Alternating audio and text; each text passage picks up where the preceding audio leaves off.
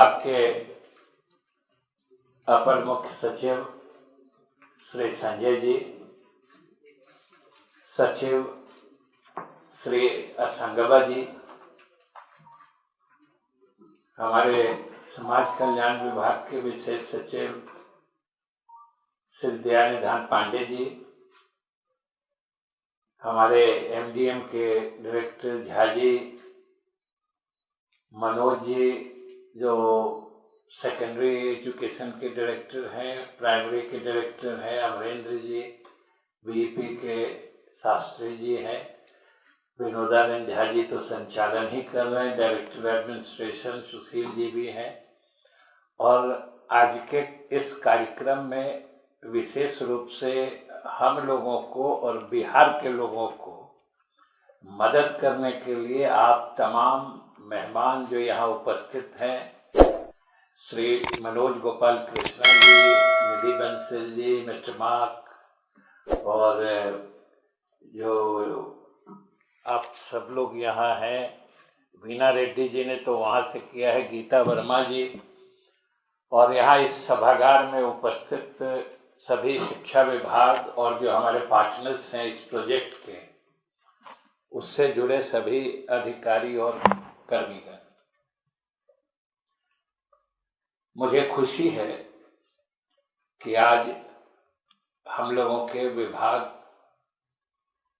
के BEP Bihar education project और care, इन दोनों के बीच एक एमओयू साइन हो रहा है। उस समझौते की, उस एमओयू की पृष्ठभूमि बैकग्राउंड बन चुकी है, आपस में समझदारी शेयर हो चुकी है, और हम लोग इसके आधार पर बिहार के लोगों में, खास तौर से जो हमारे वंचित वर्ग यानी डिप्राइव्ड क्लासेस के लोग हैं रूरल एरियाज में, उन तक जो ये फाउंडेशनल लर्निंग की बात है उसको इफेक्टिव तरीके से हम पहुंचा सकें, उसके लिए हम एक योजना बनाए हैं, एक प्रोजेक्ट बनाए हैं, जो हम लोगों के विभाग और आप तमाम पार्टनर्स, हम समझते हैं केयर के साथ भी रूम टू रीड है, सेंट्रल स्क्वायर फाउंडेशन है, सब लोग हैं। आप सब लोग शिक्षा विभाग के यूनिट के साथ मिलकर काम करेंगे। सबसे तो पहले हम आप लोगों को धन्यवाद और बधाई भी देते हैं कि आप लोगों ने बिहार के लिए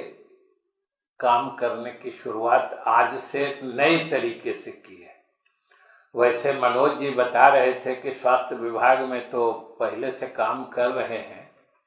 और हम संजय जी को भी धन्यवाद देते हैं कि उन्होंने स्वास्थ्य विभाग के एक्सपीरियंस के माध्यम से केयर को शिक्षा विभाग तक पहुंचा दिया है,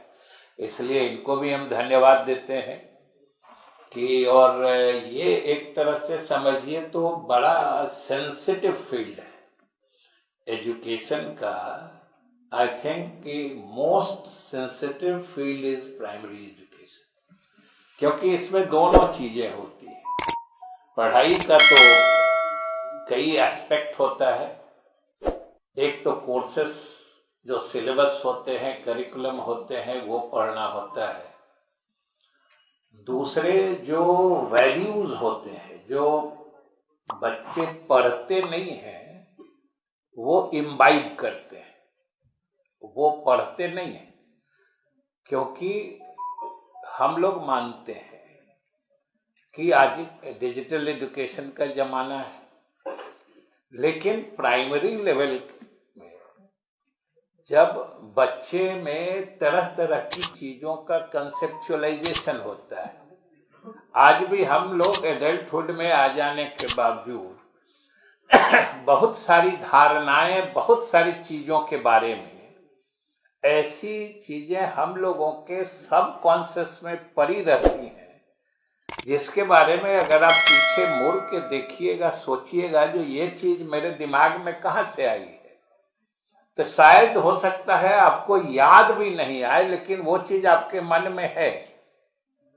जो कभी न कभी जो आप ग्रोइंग स्टेज होता है उसके किसी लेवल पे, किसी पॉइंट ऑफ टाइम पे आपने कहीं से परसीव किया और वो आपने उसको डाइजेस्ट कर लिया, कंसेप्चुलाइज कर लिया और आपके वो सब कॉन्शियस में चला गया, आप काम कर रहे हैं। तो ये सब स्टेज बच्चों का जो होता है,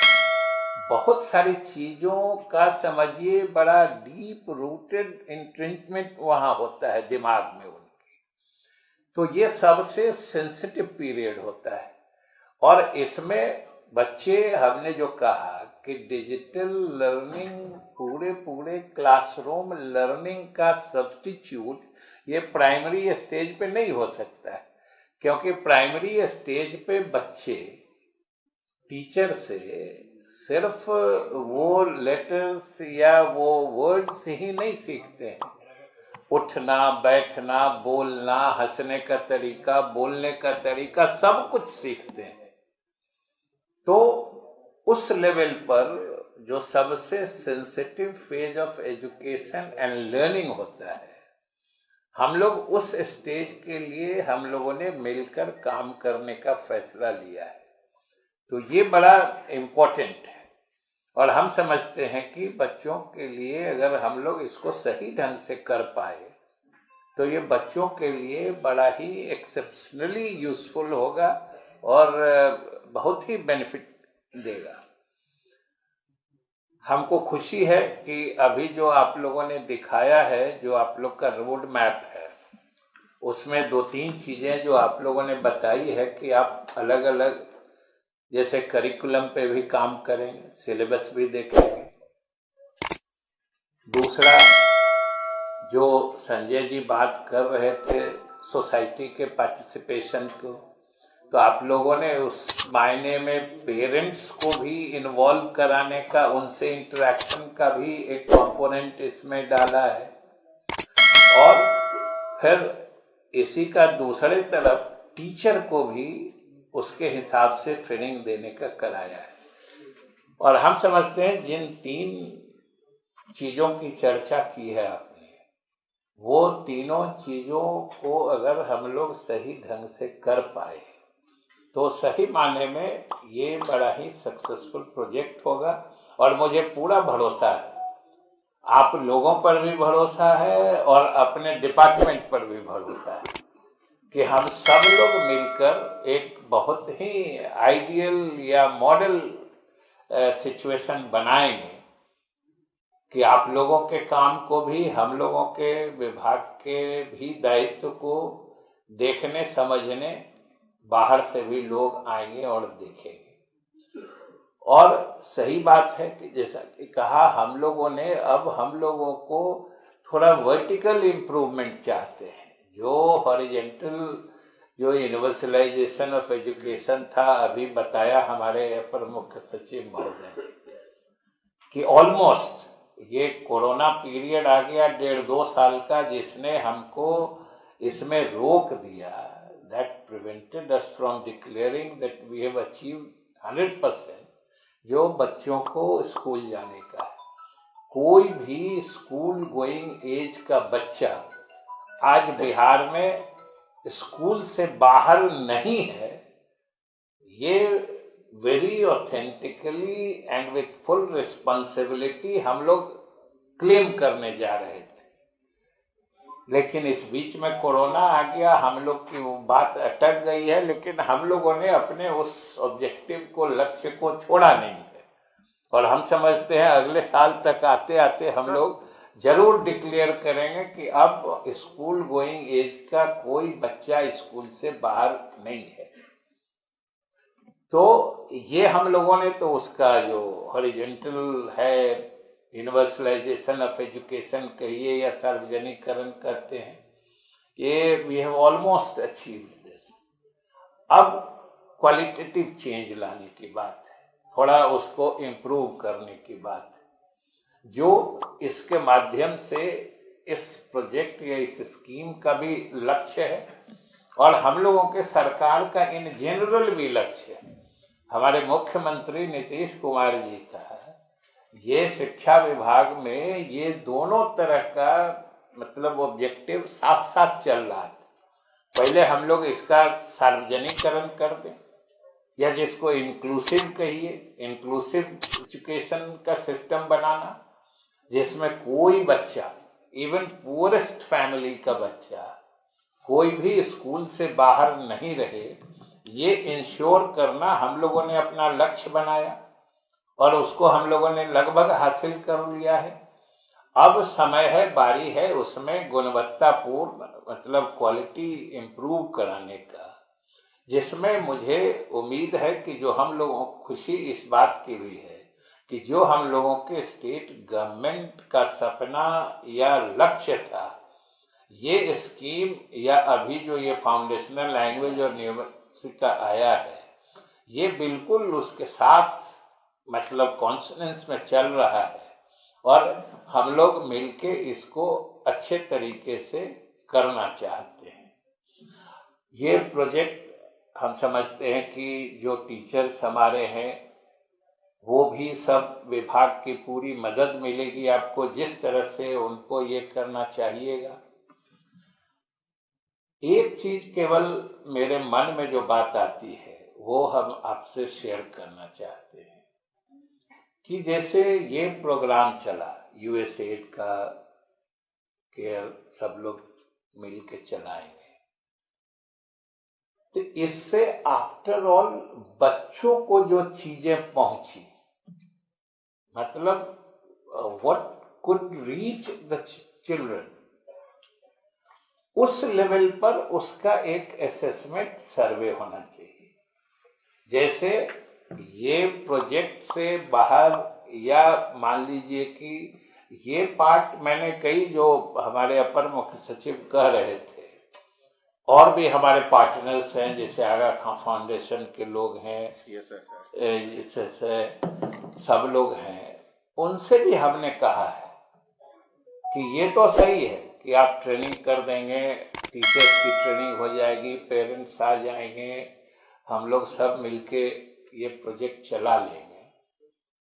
लेकिन बच्चों के लर्निंग आउटकम पर एग्जैक्टली मतलब what was the difference that this project could make, इसका एक असेसमेंट का इसमें इनहेरेंट प्रोविजन करिए और देखिए, ताकि that would be the indicator जो इससे क्या फायदा मिला। हम लोग तो सब कर देंगे, ताकि हमारे और भी दूसरे प्रोजेक्ट चल रहे हैं जिसमें हम लोग टीचर को ट्रेनिंग दे रहे हैं, सब कुछ कर रहे हैं, उनके में जो कैपेसिटी बिल्डिंग से लेके सब कुछ, लेकिन जो हमारे trained teacher when they went back to the school,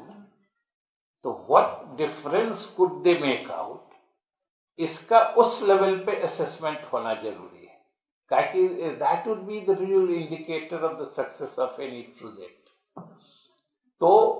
वो जरूर एक रखिए कि हम लोग इस प्रोजेक्ट को आइडियल बनाने में, मॉडल बनाने में, ताकि सबसे बड़ी बात वही होती है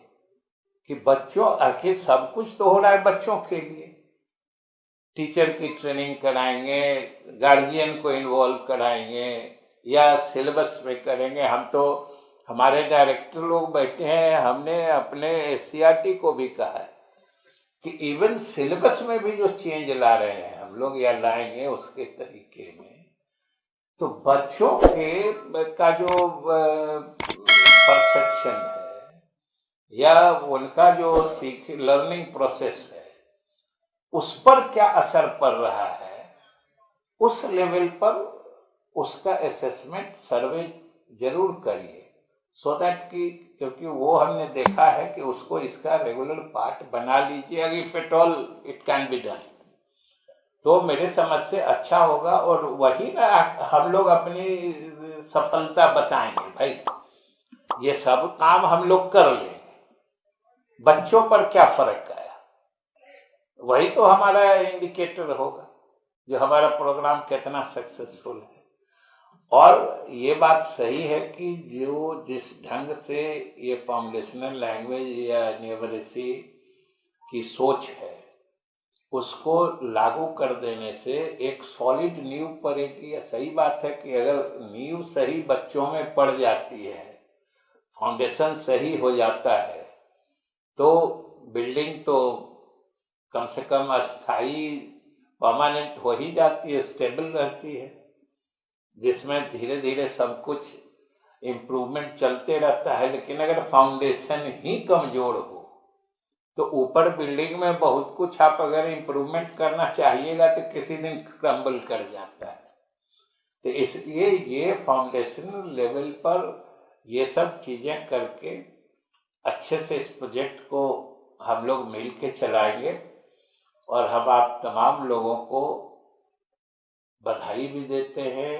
धन्यवाद भी देते हैं कि आप सब लोगों ने मिलके बिहार में काम करने का फैसला लिया है। बिहार सरकार की भी तरफ से और बिहार के लोगों की भी तरफ से हम आपका इस काम में, इस प्रोजेक्ट के लिए स्वागत करते हैं, शुभकामनाएं देते हैं। और हमें पूरी उम्मीद है कि आने वाले समय में आपका ये प्रोजेक्ट सक्सेसफुल होगा। बिहार के छात्र छात्राओं को, बच्चों को इसका पूरा लाभ मिलेगा, जिससे कि उनकी सोच और उनकी पढ़ाई का एक बहुत ही स्ट्रॉन्ग फाउंडेशन तैयार होगा।